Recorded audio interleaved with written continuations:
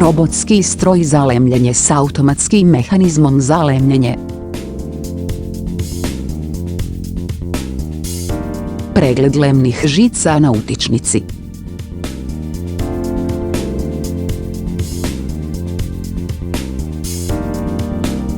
Potpuno automatizirani sustav postavljen prilagođenim programom.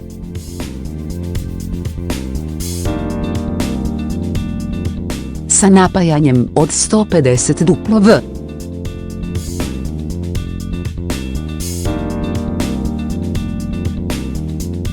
S vrhunskim sustavom termičke povratne sprege.